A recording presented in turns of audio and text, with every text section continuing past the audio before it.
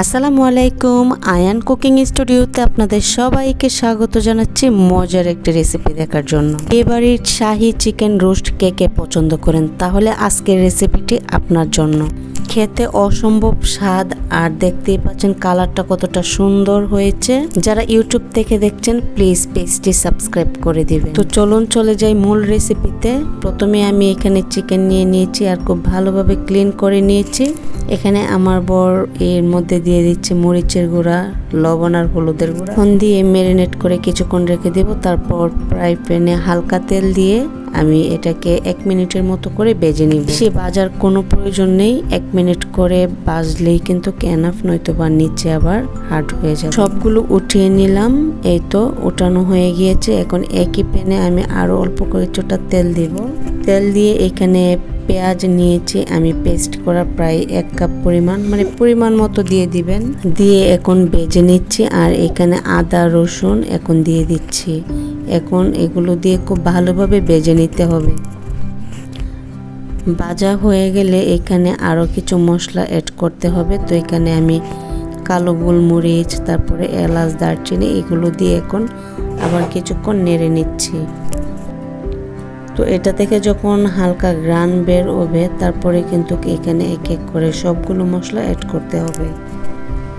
এই তো সুন্দরভাবে কিন্তু ভাজা হয়ে যাচ্ছে আর উপরে সুন্দরভাবে তেল উঠে এসেছে। তো আমি এখানে কাঠবাদাম, কাজু বাদাম, পেস্তা বাদামের একটা পেস্ট ওইটা দিয়ে দিয়েছি। অবশ্যই কিন্তু কাঠবাদাম, কাজু বাদাম, পেস্তা বাদাম এগুলো দিবেন, সেক্ষেত্রে কিন্তু রোস্টের ফ্লেভার খুবই সুন্দর আসবে।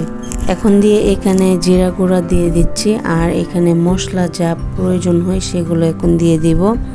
টমেটো কেচাপ দিয়ে দিচ্ছি এখানে প্রায় 3 টেবিল চামচ পরিমাণ। এটা কম বেশি আপনারা বাড়িয়ে দিবেন। তারপর দিয়ে দিচ্ছে হলুদের গুঁড়া, মরিচের গুঁড়া, ধনিয়া গুঁড়া দিয়ে খুব ভালোভাবে মশলাটা কষিয়ে নিতে হবে।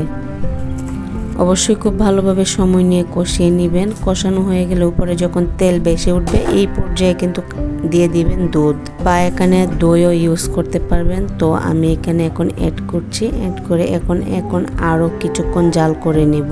আবারও সময় নিয়ে আমি কষিয়ে নিচ্ছি। আর কষানো হয়ে গেলে উপরে যখন তেল বেশি উঠবে, এই পর্যায়ে আমি অ্যাড করে দিচ্ছি চিকেন রোস্ট।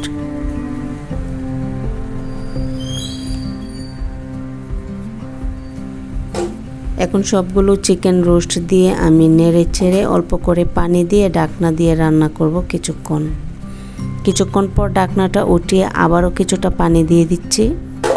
তো এখন কিন্তু আবার আমি নেড়ে চেড়ে মিক্স করে আবারও ঢাকনা দিয়ে রান্না করব কিছুক্ষণ। তো এখন আমি কিছুটা কাঁচামরিচ দিয়ে দিচ্ছি ফ্লেভারের জন্য।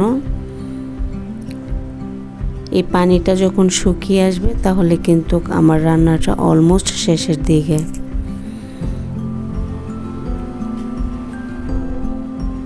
দেখতেই পাচ্ছেন পানি কিন্তু অলরেডি টেনে টেনে আসছে। আর একদম শুকনো রোস্ট খেতেও কিন্তু ভালো লাগে না, একটু গ্রেভি থাকলে খেতে ভালো লাগে। দেখতেই পাচ্ছেন কালারটা কতটা সুন্দর হয়েছে। আর এভাবে কিন্তু বিয়েবাড়ির মতো আপনারা ঘরেই তৈরি করতে পারবেন, মানে রান্না করতে পারবেন।